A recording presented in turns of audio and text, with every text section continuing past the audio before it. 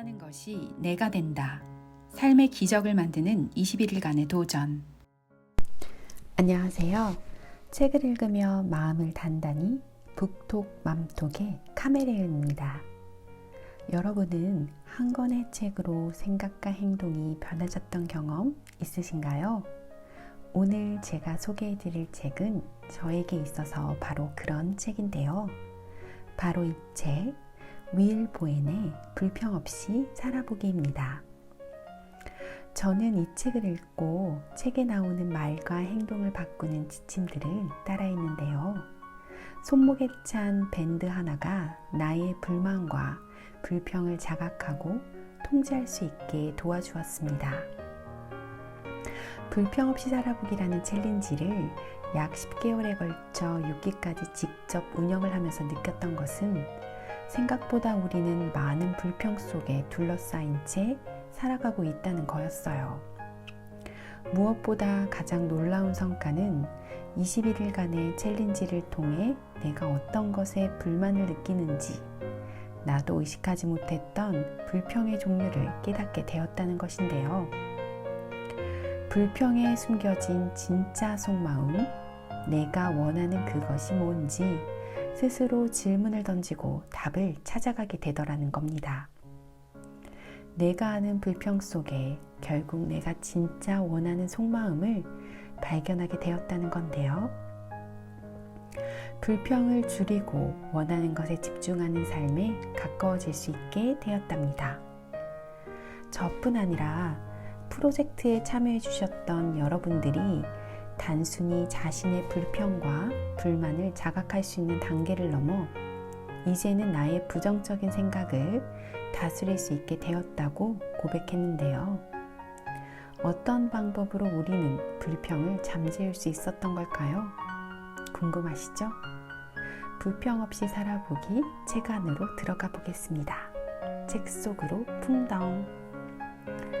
자신을 바꿀 수 있는 사람이 세상을 바꾼다. 우리의 인생을 단숨에 바꿀 어떤 비결은 없는 걸까? 놀라지 마라. 그런 비결이 있다. 나는 수많은 사람들에게 그 비결이 통하는 것을 보았다. 그들은 자신의 인생을 단숨에 바꾸는 데 성공한 이야기를 이메일, 편지 또는 전화를 통해 내게 들려주었다. 비결은 간단하다. 이 책과 함께 드리는 보라색 고무밴드를 손목에 끼고 21일 동안 불평을 꾹 참아보는 방법이다. 불평을 하거나 비난을 하거나 다른 일들을 헐뜯지 않으면서 생활할 수 있을 때까지 밴드를 양쪽 손목에 옮겨 끼우는 아주 간단한 방법이다. 방법은 다음과 같다. 첫째, 한쪽 손목에 보라색 고무밴드를 착용한 뒤 21일간 불평을 참아보기로 결심한다. 21일이 병아리가 알에서 깨어나는 그 시기라고 하는데요. 21일 동안 우리의 의식과 생각이 충분히 변화할 수 있는 기간이라고 합니다. 그래서 21일의 어떤 그런 상징적인 의미를 담고 있어요. 두 번째, 자신이 불평을 하고 있거나 누군가를 험담 또는 비난하고 있다는 것을 깨달을 때마다 밴드를 한쪽 손목에서 다른 쪽 손목으로 옮겨 끼우고 처음부터 다시 시작한다. 같은 밴드를 끼우고 있는 사람이 불평하고 있는 것을 보면 그에게 밴드를 옮겨 끼우라고 깨우쳐 줄 수 있다. 하지만 그럴 때는 자신도 밴드를 옮겨 끼워야 한다. 왜냐하면 당신도 다른 이들의 불평에 대해 불평하는 셈이기 때문이다. 네 번째, 밴드를 계속 착용한다. 단 하루도 불평 없이 21일을 보내려면 수개월이 걸릴 수도 있다. 경험자들에 따르면 평균 4개월에서 8개월이 걸린다고 한다. 저도 이 불평 없이 살아보기 챌린지를 직접 운영해 보았는데요. 저도 한 3개월 정도 걸렸던 것 같아요. 너무 힘든 일이라고 부담을 가질 필요는 없다. 해야 할 일이래 봐야 겨우 우리 입에서 나오는 불평, 비난, 험담을 참는 것뿐이니까. 그런 말들이 입에서 튀어나오면 그것을 의식하고 처음부터 다시 시작하는 것뿐이다. 단, 생각 속에서만 불평을 하는 것은 자유다. 하지만 이 과정을 계속하다 보면 생각 속에서조차 불평이 사라진다고 한다. 이 책을 읽으면서 당신은 우리가 무엇에 대해 불평하는지, 왜 불평하는지, 불평으로부터 얻는 것이 무엇인지, 어떻게 하면 우리 주변의 사람들이 불평하는 것을 멈추게 할 수 있는지에 대해 알게 될 것이다. 책을 구입할 때 보라색 고무밴드를 나누어 주는데요. 책이 없는 분들도, 보라색 고무밴드가 없는 분들도 지금 당장 불평 없이 살아보기를 시작하실 수 있답니다. 집에 있는 아무 머리끈이나 아니면 노란 고무줄도 좋아요. 이것들을 활용해 보세요. 손목에 걸 수 있는 뭐라도 좋습니다. 밴드를 손목에 차기 전에 꼭 해야 할 중요한 한 가지가 있어요. 바로 불평 없이 살아보겠다는 여러분들의 결심입니다. 이 다짐이 없으면 무엇도 시작할 수 없죠. 나는 지금 이 순간부터 불평과 불면을 내받지 않겠다라는 결심을 하는 것이 중요합니다. 이게 어떤 일을 하는 데 있어서 저는 가장 중요한 단계라고 생각합니다. 뭐뭐 하기로 마음먹기. 바로 이 마음 말이죠. 이렇게 마음을 먹고 손목의 밴드를 바라본다면 이 밴드가 가진 놀라운 힘을 경험하실 차례입니다. 내 입에서 불평이 쏟아질 때마다 손목 밴드의 그런 힘을 의식하게 되는데요. 불평을 인식하고 손목의 밴드를 옮겨 끼우는 과정을 반복할 때마다 여러분들은 여러분들의 불평의 종류와 대상을 보다 명확하게 인식할 수 있게 될 것입니다. 이 단계를 여러 번 거치다 보면 이런 의문도 생기는데요. 대체 내가 진짜 원하는 마음이 뭘까? 뭐에 대해서 나는 불평을 하고 있는 거지? 뭐가 개선이 되면 내가 불평을 멈출까? 이런 질문 말이죠. 뭔가 당신의 사고가 점점 긍정적인 방향으로 바뀌고 있다는 생각 들지 않으세요? 불평을 한다는 것은 당신이 원하는 것보다 원하지 않는 것에 대해 더 많이 말하고 표현하는 일이다. 당신의 입 밖으로 나오는 것이 당신이 하고자 하는 것이다. 보라색 고무밴드는 나 자신이 긍정적 표현과 부정적 표현의 스펙트럼 상에서 정확히 어디에 위치해 있는가를 깨닫게 해준다.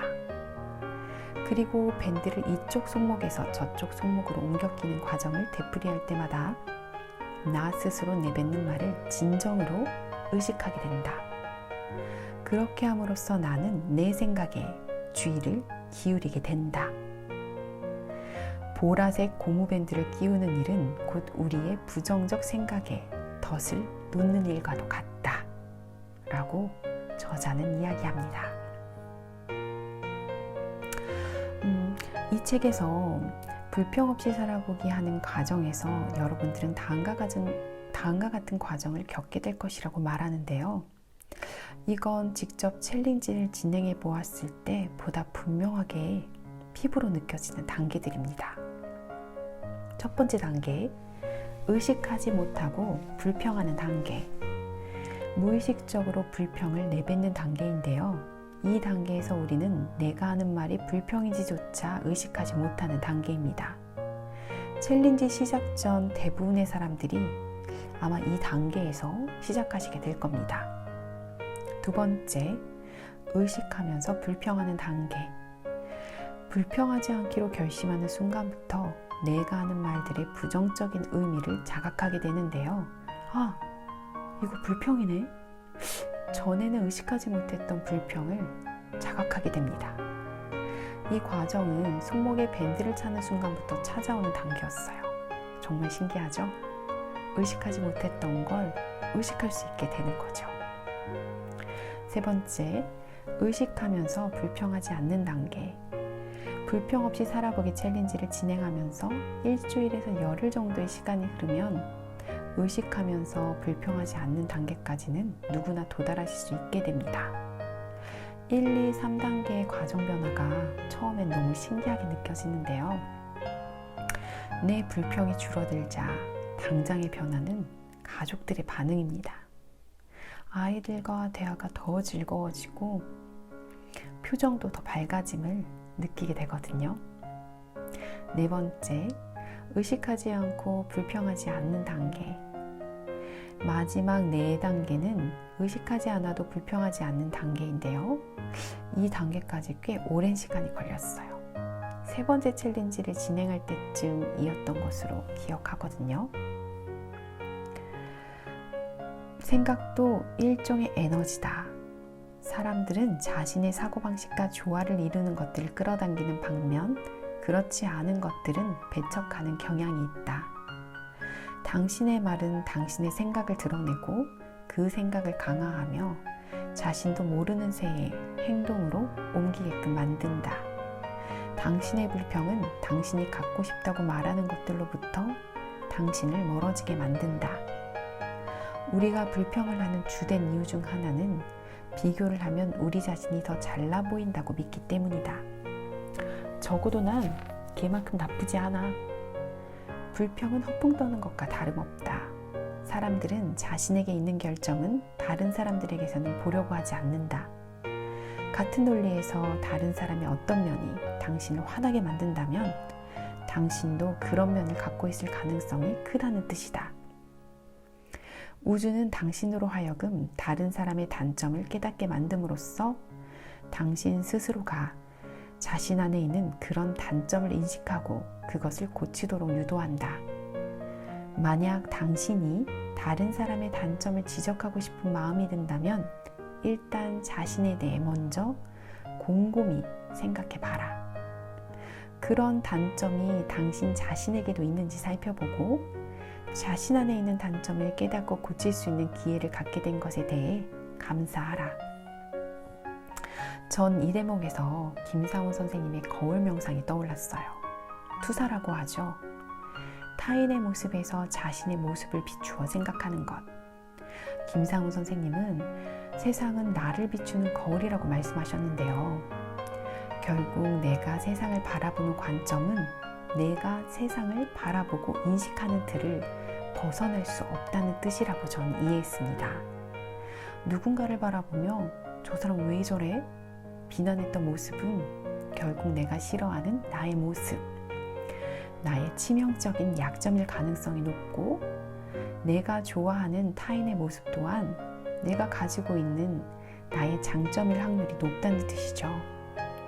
결국 내가 바라보는 세상 또한 또 다른 내가 될 수밖에 없다는 이야기인데요. 결국 내 몸이라는 한계를 벗어버리면 나도 나요. 내가 바라보는 당신도 내가 될 수밖에 없는 구조죠. 이야기가 너무 어렵게 흘러가나요? 이 논리대로라면 역지사지하는 마음을 가지고 세상을 바라본다면 이해하지 못할 것이 없겠다는 생각이 드는데요. 불평 없이 살아보기 챌린지가 궁금하시다면 제가 운행했던 불살기 프로젝트의 글들을 링크해 드리겠습니다. 그 글을 참조해 주세요. 오랫동안 불평 없이 살아보기 챌린지를 멈추었는데요. 올해는 꼭 이 챌린지를 다시 한번 시도해 보고 싶네요.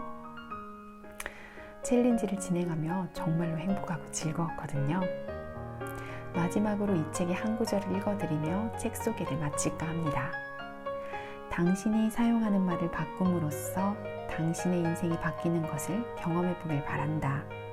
예를 들어 문제 대신 기회라고, 해야 한다 대신 하게 된다라고, 좌절 대신 도전이라고, 적 대신 친구라고, 괴롭히는 사람 대신 가르쳐주는 사람이라고, 고통 대신 신남이라고, 요구하는 대신 감사하는 일이라고, 불평 대신 요청이라고, 고분부투 대신 여정이라고, 네가 이렇게 만들었잖아 대신 내가 그렇게 한 거야 라고 말해보라.